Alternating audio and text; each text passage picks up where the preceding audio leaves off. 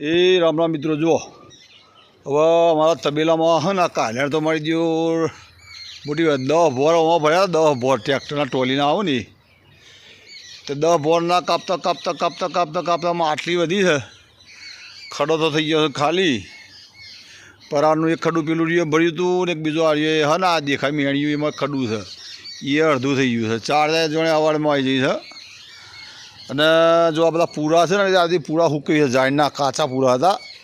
છેલ્લા દાડા શું થઈ ગયું એનું કાપીને વરસાદ આવ્યો તો છેદ પલળ્યું એટલે થોડું જોમડું થઈ ગયું છે. અમે એટલે આ હજી આખી 10 બોર પૂરા છે. આ 10 બોર હવે આ ખરું ને અરે પૂરા અમે 32 પૂરા હવારે 32 પૂરા હોજે છેલ્લા 32 હવારે 32 હોજે 64 પૂરા કાપું હું. અરે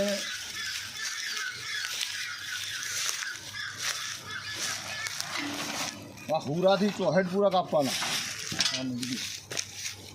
64 પૂરા એટલે મશીનમાં તો છે ને, મશીન તો હો મારા કટરમાં એમાં તો શું થાય 2-3 પૂરા ભેળા કરીએ તાણા કચેડું ભરાય. અને કચેડું ભરાય એટલે શું થાય તો એ ફટની ખેલે 3 પૂરે કચેડું ભરાય ને એટલે એ પૂરો 25 રૂપિયા 25-75 ખાલી આવ્યો જ જાય.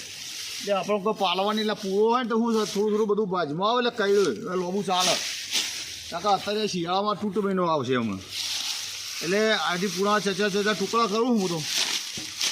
અને સવારે 32 હોજે 32 એટલે 32 દૂધ 64 પૂરા કાપીને ગાયનો નોખવાનો હોય છે. આખા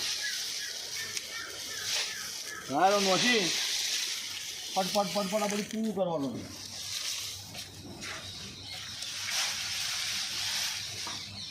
એટલે આવી રીતે 32 64 પૂરા આખા એટલે મતલબ કે આવી રીતે આખી 10 બોર ખાવાથી અમે કાપીને દોચીએ છીએ.